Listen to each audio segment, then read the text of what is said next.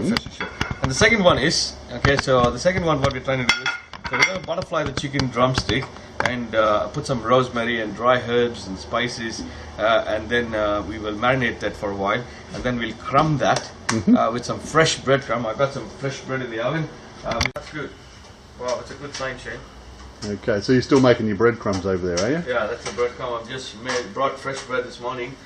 Trying out. I don't like these bread crumbs from the supermarket because you don't know what they put in. Oh, you know what they've put in, mate. They've put in stuff they swept up. Because the other day my son... Nothing good. The other day my son had this burger which was homemade in my friend's place, and the guy put some breadcrumbs through the meat to keep the meat soft. Yeah. And the next thing you know, my son is having allergic reaction because he's allergic to sesame seed. So what are we making now, Josh? So basically, what I'm trying to do is I want to achieve this, right? So it's cleaned up on the side, French up a little bit, and French this whole top on it. So this is basically a leg. Yep. I just pulled it off the meat. How's that? Looks cool, isn't it? And it's, you know, I know it's one is it's really reasonable to buy, and when you put it on the plate, it looks fancy as well. Right. So and it's not. I'll be interested to see what it looks like when it's cooked. So you basically cut in there. See, what I'm doing is I'm just releasing the meat. Yep. From the knuckle, you know, the joint. Yep. So that's, just be careful, but make sure your knife is nice and sharp and nice and big drumsticks. Even 10 small doesn't matter, but you know, a good drumstick. And then be careful, don't put your knife through the finger. And then just release the meat. Cut it out. Okay. That's it. And it's easy, you know, just 2-second job. I won't say 2 seconds, but a couple of minutes, you know. Yep. And you can keep the small bone attached to it because it holds it firm. Sort of clean it up. You know, look at that. It looks nice. And at the back, you don't want this bone. And then that knuckle. Yeah, knuckle, and then clean it up. Okay. Look at that. And then you can crumb it. You can put some whatever dressing you want, and chuck in the barbecue, and it looks like a big piece of meat. You can eat it up straight away. So I thought it'd be nice and fancy to. Okay. Okay. So again, I'll do one more. So basically, you go with the sinews and tendons are. You know, run with the bone where the bone is, you know, and like an operation. If you have a scalp, it'll be easier, I guess. So that's why don't muck around with the chef. He knows how to get the knuckles off. I think this one's lost its pulse, mate. Oh, okay, that's it. So you release it. Keep it mouth to mouth. Yeah, and you know, so all the sinews and tendons is released. And then you go up a little bit to the curves of the bone. That's it, it's done. So basically release a whole lot. So that way, the good thing is, all the sinews are all released, so it's easy to eat. And because it's a nice and tough fiber meat, and it looks nice and succulent as well on the plate, you know. So then, finally, you put it right through the knuckle. Big knife, a bit more heavier knife, and then clean up these unwanted bits. You could leave them on though, couldn't you? Oh, you can, I suppose you can. It's a presentation thing. Yeah, and also, but I suppose it doesn't look nice on the plate, you know. Doesn't it? So that's nice, neat, clean knuckle, and this way it looks neat on the plate. Yeah. And then you can crumb this up with breadcrumbs and soft whatever that you want to put in, and then there you go. Voila. Okay, so that's done. Go. Okay, so basically we're trying to get some fresh breadcrumb happening. So I brought some bread today. I just crush this into this blender,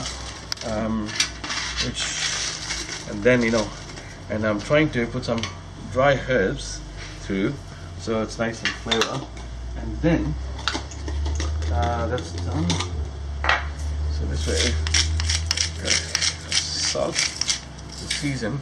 So we're coming back to this chicken where we left it. Now the crumb is ready, the bread is toasted, the crumb is ready. We ground the crumb. And then what I'm going to do is I'm going to make a quick slurry, and for which I thought I'll use some little bit of rice flour to give a little bit crispy for us. Okay, if it's people with gluten free, they can use a little bit of rice flour and dust it and put it straight in the pan. And then I'll put a little bit of flour as well, and then, you know, mix it up. So that instead of egg, you know, I try not to use eggs in the batter because some people are allergic to eggs. We can use milk or we can use water. So probably today I thought you got some milk. Take some milk from Shane's fridge. Oh, there's a little bit of milk. There's more, mate. If we need more. So that's the milk here. We put the milk, And you wanted a cup of coffee, and that's where all the milk went, mate. Sorry. oh, cool, okay. So, and then maybe a little bit more milk, I think. More milk. So it gives you like a slurry, you know.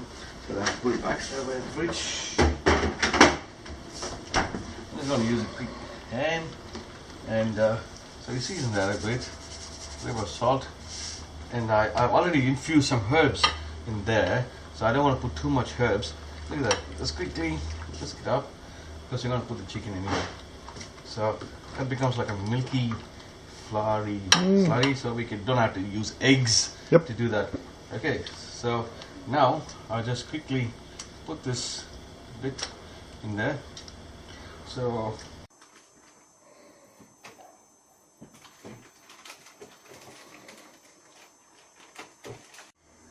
okay, so basically I mixed up on the slurry and I'm putting this freshly ground, home ground breadcrumb. Okay, if you guys have some leftover from the previous night bread, it's a good idea to use that off, you know, and just breadcrumb it nice and tight, so just as much as you can pack it up, you know, and so it looks like a nice dish. It's always good to put it in the fridge for a couple of minutes before we seal it, so it's set. It'll set well, but otherwise, even this is a good idea to just once you crumb it, before you clean up and get everything going. And I'm going to finish up in the oven once I do that. Okay, cool. So that's good. That's a cut, yeah. So I'm using rice bran oil. It's a good quality oil. So I'm going to pan seal this crumbed chicken that we did. So that's a crumb chicken that we have. So I'm going to seal it, and then the same way I'm going to make sure. So again, no olive oil?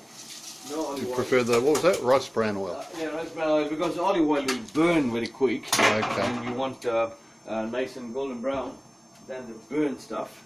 So I got the time. Oil is getting nice and hot. We got the pan was heating up.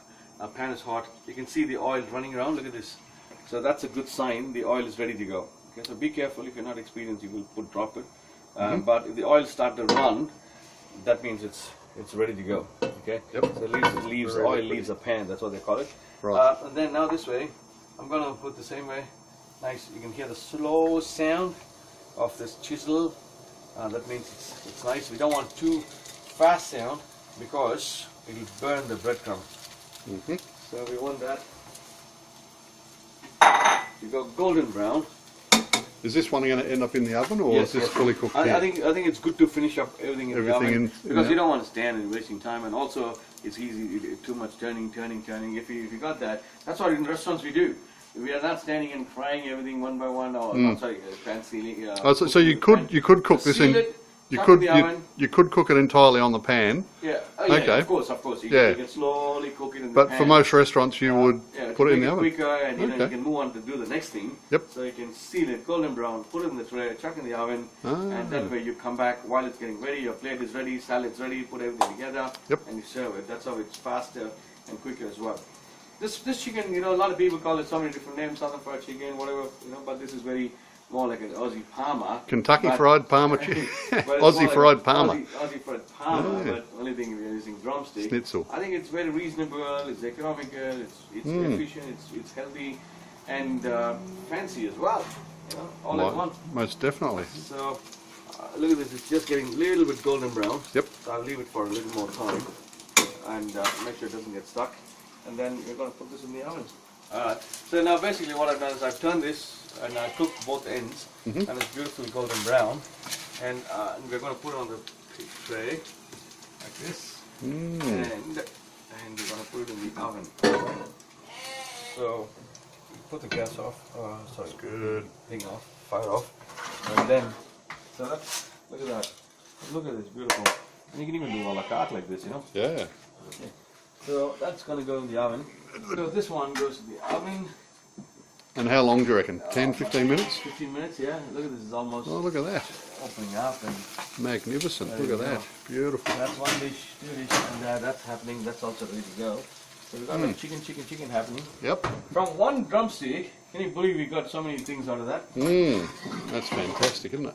Yeah, I think that's the beauty about cooking, if you know what you're doing and if you can work one product, but you can make into different variations. It's Absolutely. amazing. One is mild and one is spicy, and it's cool. Yeah. Okay, so now I got a plate. I'm gonna plate this up. Salad, as a salad you can plate it separately, but I think it's nice to put a little bit of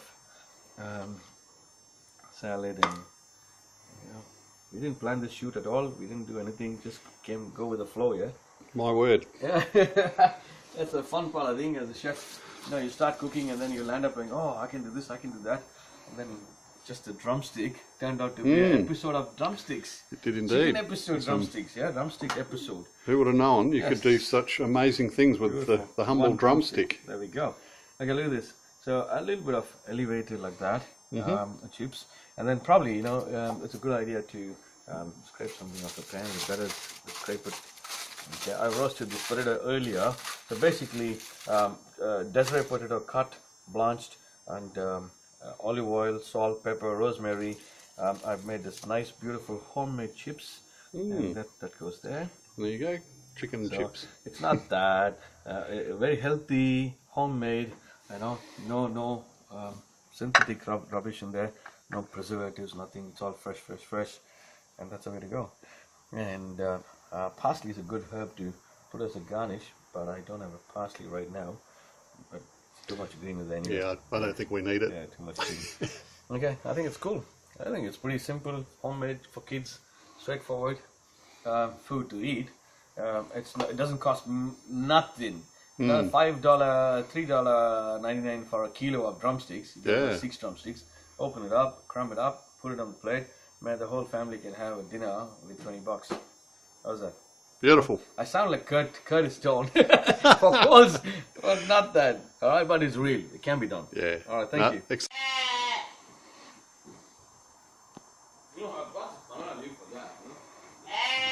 What was that, mate? I'll do some magic with the plating up. Not bad, Shane, isn't it? Just 2 kilos drumstick. Under $20, 20 bucks, $25. That's amazing. And that's a hell of a feast. Magnificent. What, 4 or 5 people? Oh, easily. Probably more. For a family of 5, it's a full-on feast, I guess. Yep. All right, cool.